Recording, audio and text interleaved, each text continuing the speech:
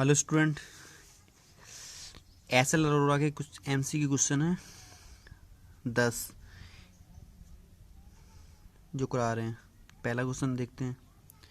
तो पहला क्वेश्चन है, दो समान आवेश प्लस क्यू जो एक दूसरे से 2x दूरी पर रखे हैं, यदि -2q आवेश को इन दोनों के मध्य रखा जाए तब इस पूरे सिस्टम पर या इस पूरे निकाय की कुल वैद्युत ऊर्जा कितनी होगी। तो पहला क्वेश्चन देखते हैं।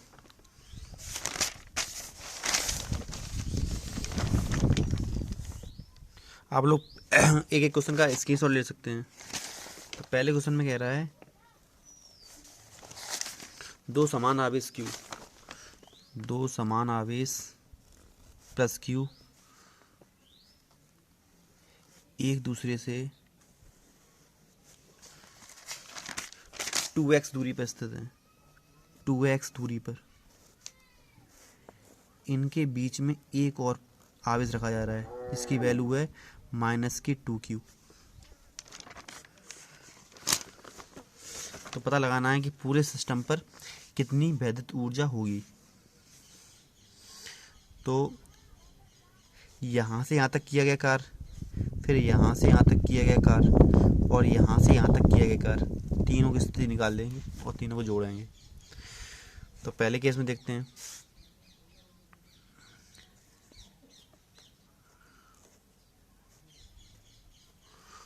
कुल ऊर्जा, जब ये यहाँ तक की ऊर्जा एनर्जी इकट्ठी करेगा तो यहाँ पे x मानेंगे, तो ये भी x होगा क्योंकि पूरा कितना है 2x और ये मध्य बिंदु है।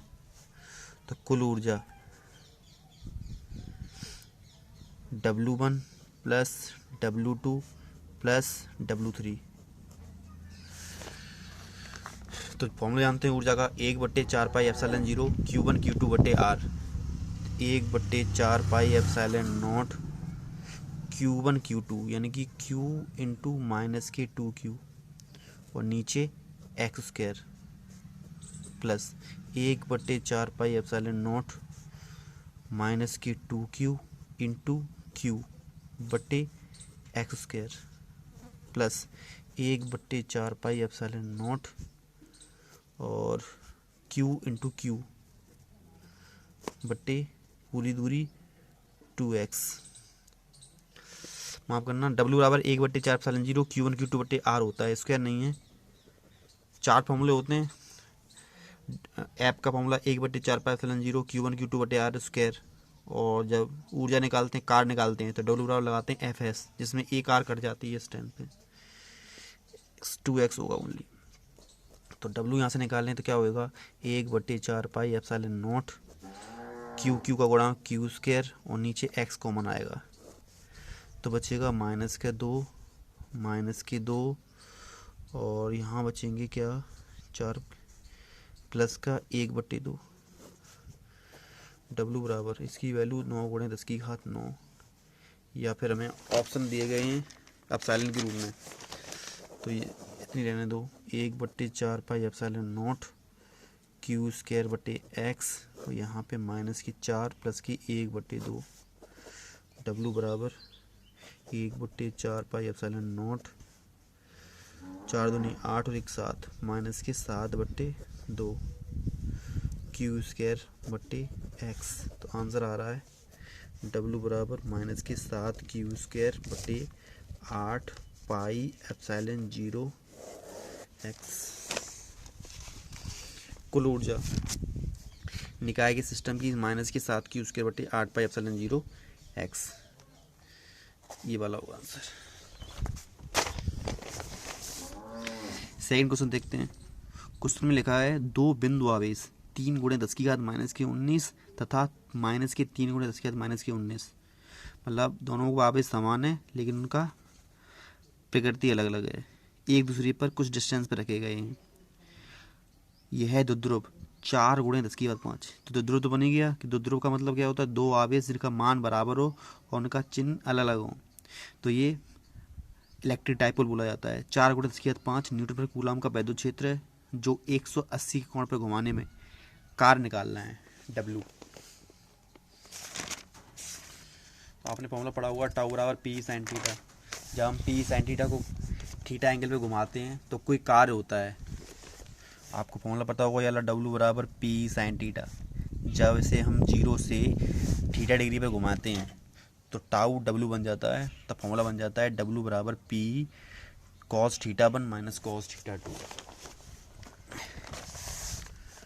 तो डब्लू बराबर पी ई ब्रैकेट में कॉज थीटा 1 माइनस की कॉज थीटा 2।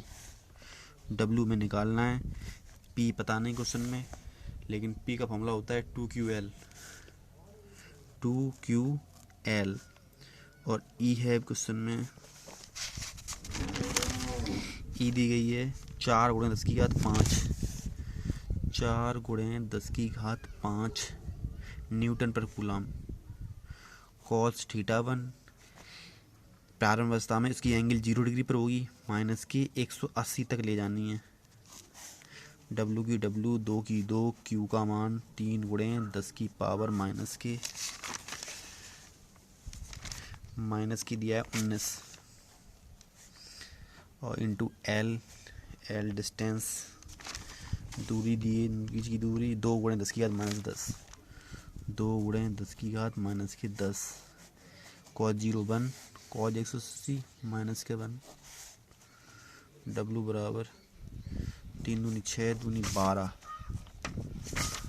12 गुणे 10 की पावर -29 और 2 गए 3 गुणे 10 की -19। एल, एल की वैल्यू हो रही है यहाँ पे 4 गुणे 10 की पावर 5, तो 3 दूनी 6 दूनी 12, 29 और 4 गुणे 10 की पावर -5 इंटू 2। डब्लू बराबर 12 दूनी 24 चौक 96, 96 गुणे 10 की पावर -24 जूल। 96 गुणे 10 की घात -96 गुणे 10 की घात -24। सेकेंड आंसर इसका सही है। क्वेश्चन नंबर 3, किसी खोखले आवेशित चालक के गोले के अंदर किसी बिंदु पर विभव होगा।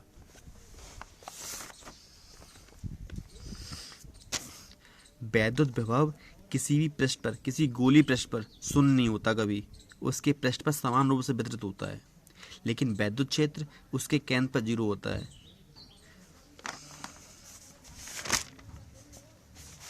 हम बात कर रहे हैं किसी भी खोखले गोले के लिए, तो खोखले गोले पर जो उसका केंद्र होता है उस पर हमेशा वैद्युत क्षेत्र की वैल्यू 0 होती है, और जिस जिस डिस्टेंस पे वो बढ़ता है, जितनी दूरी पर, वहाँ पे उसका मान बढ़ता चला जाता है। तो डिपेंड करता है डिस्टेंस पर। तो यहाँ पे उसके केंद्र पर वैद्युत विभव कैसा होता है 0, लेकिन वैद्युत विभव शून्य नहीं होता, तो इसका सेकेंड आंसर सही माना जाएगा। किसी भी खोखले गोले पर जब आवेश रखा जाता है तो वो उसे समान रूप से वितरित करता है, उस आवेश के कारण विभव भी उस जगह कैसा हो जाता है समान, तो विभव कांस्टेंट रहता है और वैद्युत क्षेत्र केंद्र पर हमेशा शून्य माना जाता है। क्वेश्चन 4 में कैसे कह रहे हैं, किसी भी समविभव पृष्ठ पर तथा वैद्युत क्षेत्र के बीच में एंगल क्या होगी।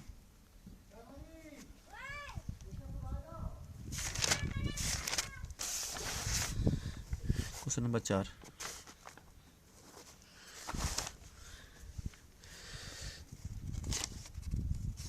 में बोल रहे हैं समविभव पृष्ठ।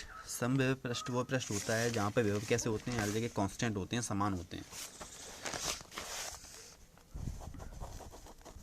मान लिया कि हमारे पास कोई गॉसियन पृष्ठ है, इस गॉसियन पृष्ठ पर विभव कैसे हैं, सब जगह कैसे हैं, समान माने जा रहे हैं। दिया गया क्वेश्चन में समविभव पृष्ठ, तो समविभव पृष्ठ है तो विभव कैसा होगा, कांस्टेंट होगा, समान होगा। तो उस कारण जो विभवांतर बनेगा, विभवांतर का मतलब क्या होता है, दो विभवों के बीच का अंतर। जब विभव समान है तो विभवांतर यहाँ कैसा होगा, 0 होगा। समविभव पृष्ठ वह पृष्ठ होता है जहाँ पर विभव एक समान रूप से वितरित हो, उसके कारण उस पृष्ठ पर विभवांतर का मान 0 होता है, क्योंकि विभवांतर दो विभवों के बीच का अंतर होता है। अब हमें फॉर्मूला पता है इस पे, बी बराबर क्या होता है, ई आर या E D R, D B बराबर विभव का सूत्र होता है बी बराबर ई डी बराबर। सूत्र स्थिति में तो यहाँ से 0 बराबर हो जाएगा EDR, और दोनों के बीच में क्रॉस डॉट प्रोडक्ट, तो क्या बनेगा EDR cos theta. EDR cos theta की वैल्यू 0 के बराबर चल रही है, तो cos थीटा बराबर 0, cos थीटा बराबर cos 90, तो थीटा बराबर 90। अगर समपृष्ठ है और तो वैद्युत क्षेत्र के बीच में वो 90 डिग्री एंगल बनाएगा। इसके पूछ रहे थे 90 आंसर होगा इसका। नेक्स्ट क्वेश्चन है, दो समान आवेश एक दूसरे से निश्चित दूरी पर स्थित हैं। दो आवेश 2 पॉइंट चार्ज हैं, दोनों की वैल्यू कैसी है बराबर, तब यह F बल का अनुभव करते हैं। कि एक अनावेशित कोई एक समान आवेश है जो लेकिन अनचार्ज है, को गोले किसी एक गोले पर स्पर्श कराकर मध्य बिंदु पर रखा जाता है, तब बल कितना अनुभव करेगा।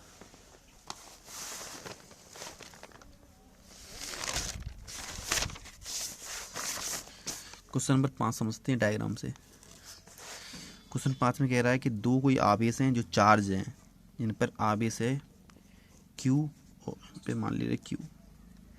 कोई तीसरा आवेश जो कि अनावेशित है, उसे मध्य बिंदु पर रखा जा रहा है। कब? जब वो किसी एक को टच करता है।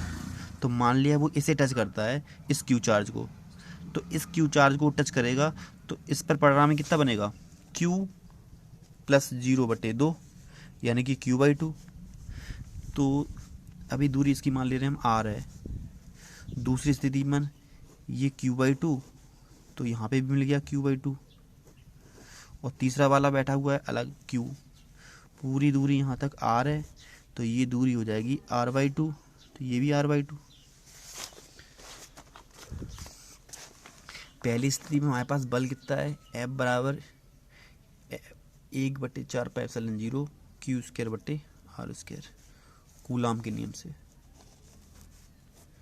लेकिन स्थिति बदल दी गई है, जब कोई एक अनावेशित पदार्थ वाला आवेश को किसी एक आवेशित पदार्थ के आवेश से स्पर्श कराकर रखा जाता है, तो उनका परिणामी अलग अलग हिस्सों में बढ़ जाता है, तो Q/2 हो जाएगा।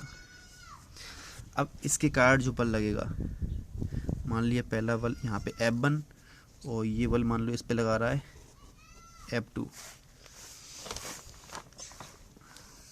तो लगाते हैं।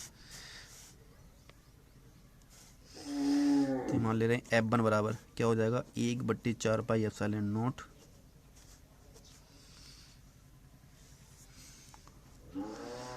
और क्या हो जाएगा Q/2 × Q/2 अपॉन R²।